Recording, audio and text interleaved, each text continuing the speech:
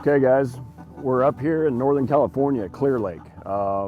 First part of December, it's cold out. We're gonna do something a little different in this series of vlogs with Tackle Warehouse. Kind of unconventional. We found out there's a tournament, a small American bass local ABA tournament on Saturday. Today is Thursday, so we're gonna go through how you practice, kind of, you know, what's going on, how to locate fish, how to make changes to get some bites, and then ultimately fish the tournament. So it's gonna be a really cool kind of new concept that we're trying this time. And for this, I invited a special guest to be my partner for the team tournament. And it's gonna be interesting to say the least. Oh look, there he is right here. You guys gotta see, you gotta check this out, man.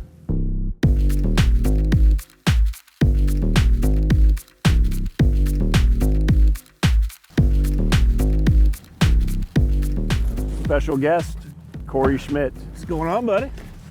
Dude, okay, I understand the tackle pack. Yeah, you said I can only live with the one bag. You're Bjorn, of course. Got the and Bjorn, then you got another notes. deal. What is this deal? This is a new one. I'm calling it the Snatchel today because I've got my snacks in here. So I want to bring my snacks in, but it's cold. So I got my AFCO gloves and beanie though too. Well, we have a whole thing of food in here already. And now you have a snack bag? You got to become prepared. Here's the deal. I got a brand new boat, brand new Vexes. I'm stoked. Brand new graphs. And then we taint the boat with a Snatchel. What kind of deal is this? Hey, I'm wearing shoes. Come on. Yeah, the shoes are mandatory in this boat. But no, it's cold. These guys are moving docks around the lake. It's low water right now. But it's cold. The water temp right here is 46.2. Oh, wow. So, you know, it's one of those deals. It's going to be hard to get bit. But this is the time of year you can catch a really, really big fish here. We're gonna be throwing some traps, real slow, probably some crankbaits, some square bills maybe, I hope. Maybe a Swimbait, but it's gonna be, you know, this time of year up here, you're not gonna come up here and catch 30, 40 fish. We're gonna hop around and see, you know, see if we see any on the Panoptics or see if there's still any residual grass. And if we have to, we'll fish slow, but mainly we're just gonna be covering some water. And especially in practice, you wanna find kind of an area where you can get a bite or two and then maybe throw a big swim bait or something like that in the tournament. So it's kind of different. I referenced that before, you know, it's a practice situation for a couple days and then we're gonna get after it in the tournament. So I'm relying on you. Usually you always luck out when we're fishing a vlog. I think last year when Cody and I were here, you caught like a 6-pounder out of the back of the boat. And that 20-pound cat. That's why I called you in. I was like, well, this guy's somehow gets lucky all the time. So it's not luck. I think it's pretty lucky. You don't got to twist my arm to throw cranks and traps and throw reaction all day. Well, lucky for you, the lake is really low, so the docks are kind of not real close to the water, some of them, so you won't be decorating them with your A-rigs and your crankbaits again. One time. Let's go check it out. Let's do this.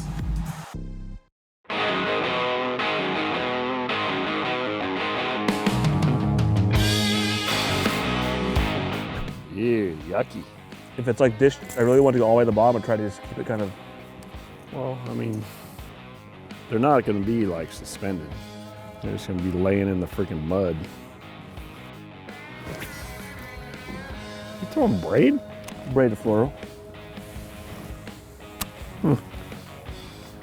That'll have to be fixed. Oh, that sucks. And so it begins. You're on camera, you can't say cuss words. Did I cuss? You said, oh,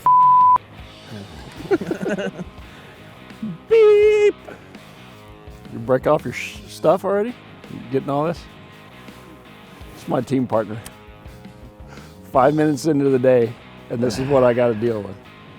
You keep acting up, and Daniel's on the team, and you're off the team. You're behind the lens. Yeah, you want something people can watch though? Yeah.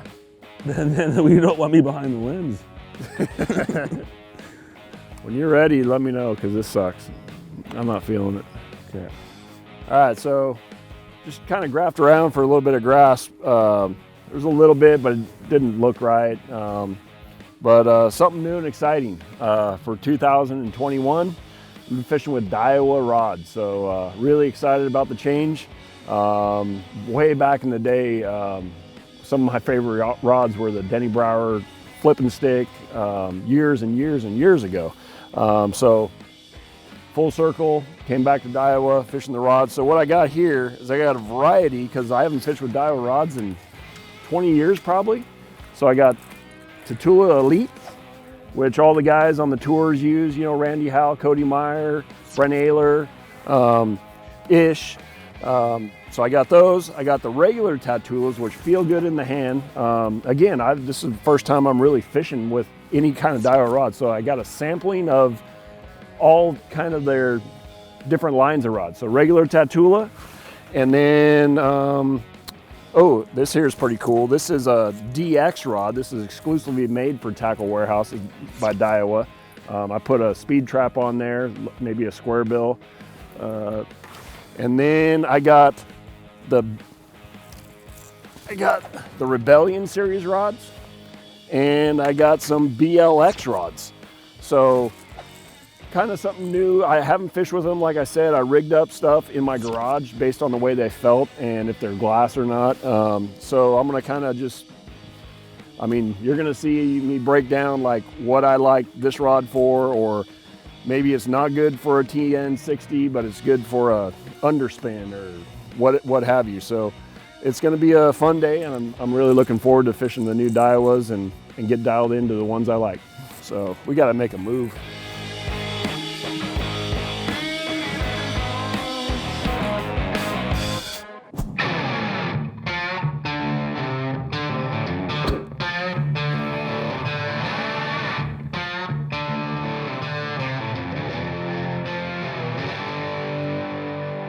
There you go. First one. What was that on? Like third cast with the underspin, just crawling it pretty shallow, like real shallow actually, yeah. That's a good one, dude. I mean, it felt like it wasn't much of a bite though, I'll tell you what. It was just kind of... So I threw a trap. Now I'm throwing a shaky head. Dang, that's a good one. Yeah. We don't need to be Hey. catching those fish right now. Nice fish. Yeah, not bad at all. I mean, just a little tick. I'm like, is that a bite? And all of a sudden, yeah. Right on the rocks, huh? Yeah, and it's shallow. It was pretty shallow. Looks like someone called it out before, huh? That's what you don't want. Look, so here's the deal. Yeah, what's up? So back in the day, well, they still have them available today, but see, Corey's talking about this deal right here on these fish.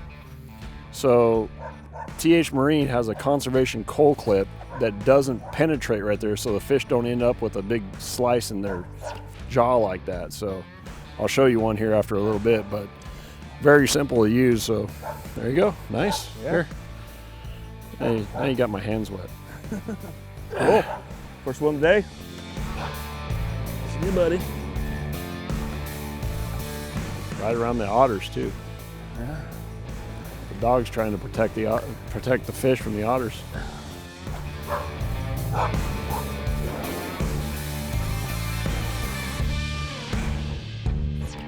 All right, so we've been fishing maybe an hour and a half. Corey caught one off of a well-known spot, and it's one of those spots that, you know, I know there's a lot more there. Interesting though, he caught it on an underspin, pretty shallow. You know, there's a little shelf out there with some rock on it. He caught it up on top. So I thought, well, maybe this other set of docks with some rock on it may produce a bite, but it's too shallow, and the bottom's kind of mucky. I don't know what happened here. So that's part of practicing though. I haven't been here in a couple months, so just kind of bouncing around. We're gonna go up here, try some stuff, go across the other side of the lake. So it's a process of elimination. It's not, you know, sometimes guys, all they want to do is catch fish all day, and which is awesome, but a big part of practicing for a tournament is also eliminating water and techniques. I mean, if they bit everything in your boat, you'd be like, where do I even begin? So underspin is the only bite we had so far today. That being said, you know, he's gonna keep pretty much throwing that, and I'm gonna experiment with crankbaits, worms, jerk baits, and that's part of how you do it, you know. And different water, different depths, different structure. So let's get out of here.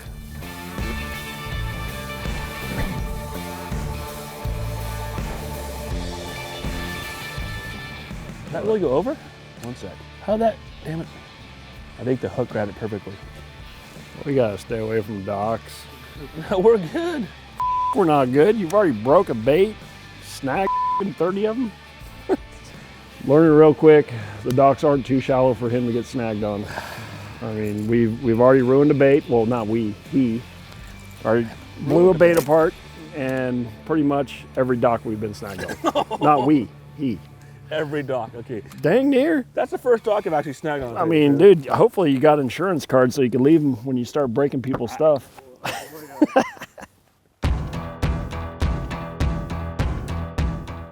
That one straight out ahead of us is a big one. Oh,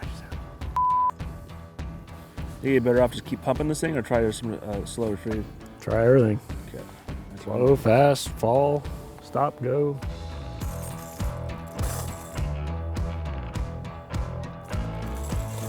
Ow! Real kind. Real kind. Oh, You got one? scaly banger? What's going on here? You got one? Yeah, good one. He's freaking, that guy smoked it pretty good. Really? Yeah. Short little hop, like short aggressive little hop. Really? And then freaking smoked it. Oh, that's because it's short aggressive hop into his tail. That's why it felt so good. Oh, he's barely hooked though. What you got going on? I don't want to get a face full of trebles. Hey, look at that. I'd say get him, huh? That's non-tournament quality. No, not. Hey, it's still fun though. I had a good time. Got me excited. I legit thought I had Big Mama on.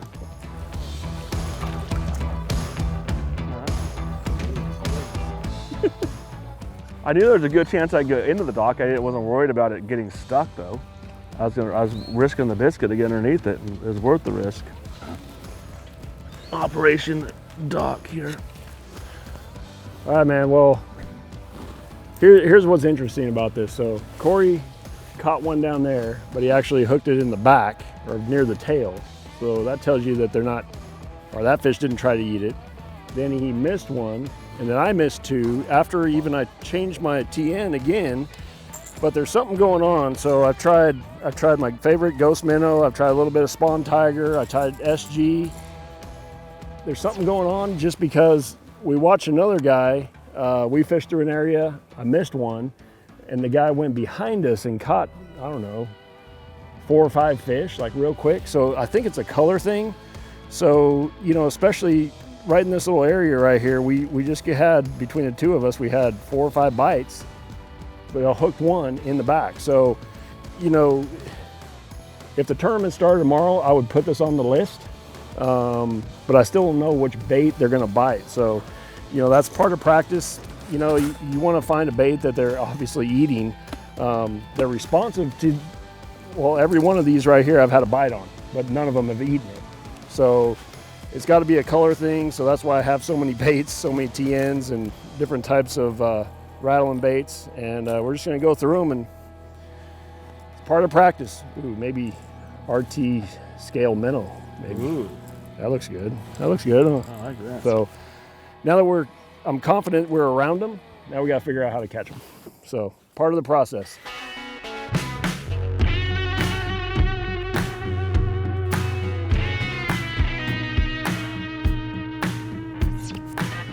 Oh, you. I'll make a little move. Some different areas. Come on, if we don't catch a bass right here on this, even though I don't see them here.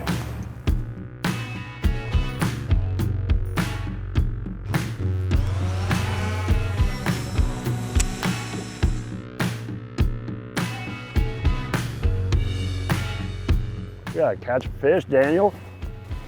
He's getting ridiculous, way past the point of ridiculousness.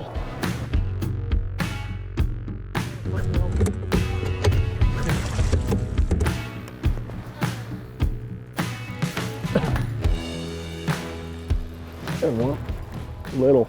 Little guy, nice. Finally, all day for that bite. What was that guy on? And he ate it. He did it. I like that tackle rod, DX. DXB rod, yeah. Man, look, it ate the front hook actually. So we actually got a fish that wanted to eat a bait. That's just an old original speed trap. I've been throwing a shad, and not a big fish, but at least it's a bite. I mean, geez, finally. That's been a long time coming for me. So, not what we want for tournaments, but maybe we're on to something. We made a move way on down the lake. I'll let him go. Made a move way on down the lake here, and fishing just some rock, like outcroppings. The lake's way low, like I said, so there's several of these little hard spots that come way out off the bank. But like I said, I've been throwing a natural shad color for hours without a bite, just because they should eat it. So maybe if we get another bite, maybe that's the deal. Don't know. Oh, get fish on. Seriously? Yeah. On the trap? On the trap. There Dragging we go. the trap real slow on the bottom and Right on the bottom, huh? yeah, drag it like a jig. Oh, Not nice. a bad one, Nice. huh? So you weren't hopping it or anything? No, I was just dragging. I'm like, well, let's try something different than hopping it all day. Hey. Hey, another one ate it. Let's just get him in the boat. There we go. Nice. Both hooks, huh? Look at that. LV, I can't remember what color that is, but some kind of shad color. It's one of the newer ones out. They came out last I cast before, but fish is cold, but not a bad fish, huh? Oh, Chunky little keeper. Cool. Maybe we'll try dragging a little more instead of hopping. Not that really made the difference, but either way, got one on the boat. Stoked. Chunky one. that'll work. Nice.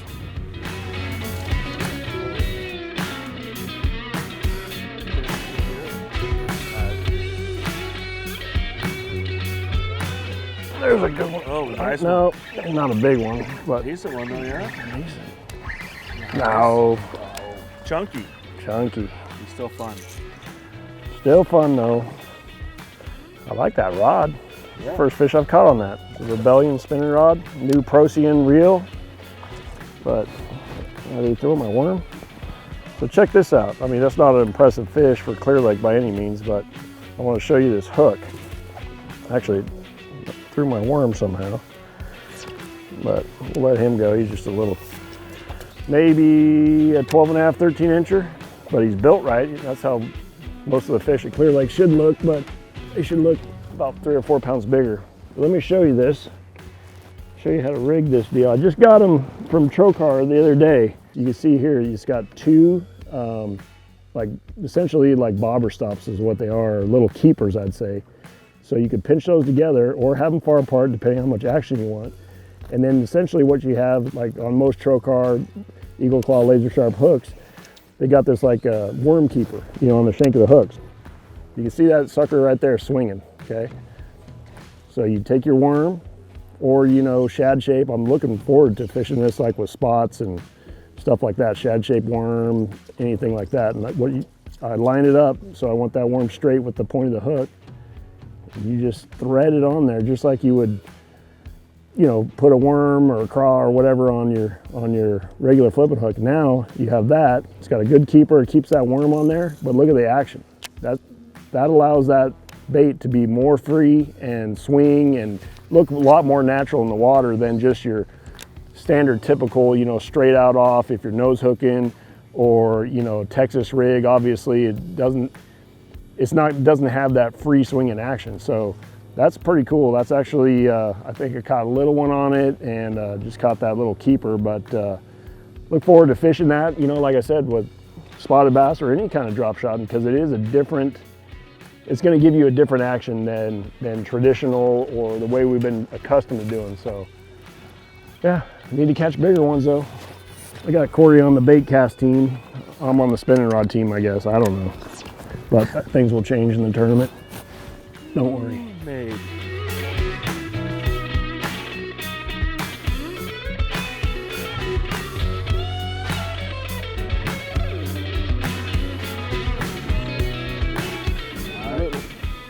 cranker. Little one. Dang, man. So there are some crankbait fish in the lake. Look at that. He ate it. I mean, why aren't the big ones eating it? So MC60 MR, my favorite Jackall crankbait, finally came back out. But man, that fish is cold. But he ate it good. He's not a big one. But man, it's been a grind today, you know. I mean, we've had one earlier on a crawdad color and switched to a shad pattern MC and caught one, but it's just not the size. I mean, it's been a grind today. I mean, between the two of us, I think we've had like no more than 12 bites probably, and that's being generous. You know, a few little ones on the drop shot deal and stuff like that, but it is kind of encouraging because ever since we came down this direction, the water cleared up just a little bit and we've had some activity. Even though the fish aren't, you know, 5-6 pounders, at least we're getting bites, and it's easier to put the puzzle together when you're getting bites. Like when you fish and you're just like, man, I don't feel like there's a bass around here. You kind of get mentally, you're just like not in tune with what's going on, but you start getting a bite and you're like, okay, well, maybe some big ones will bite a shad color crankbait or a you know, underspin or a different color of lipless crankbait or a chatterbait, who knows, but it triggers your mind to think, and you know, you're trying to put something together. So we got another day of practice. That's good. Obviously, we're not on enough to win. This is Clearlake. It's going to take over 20 pounds to win. But we did have some bites in the right areas. We just haven't figured out what they want to eat exactly. So tomorrow's a new day, and at least we get some hope for tomorrow that, you know, maybe this section of the lake or this area of the lake's just biting better for whatever reason. The water temp down here is 52, 53, up where we were this morning through the mid-morning. Well, early afternoon was, shoot, the warmest it got was what, 50? Yeah. So a little bit warmer, but we got another day.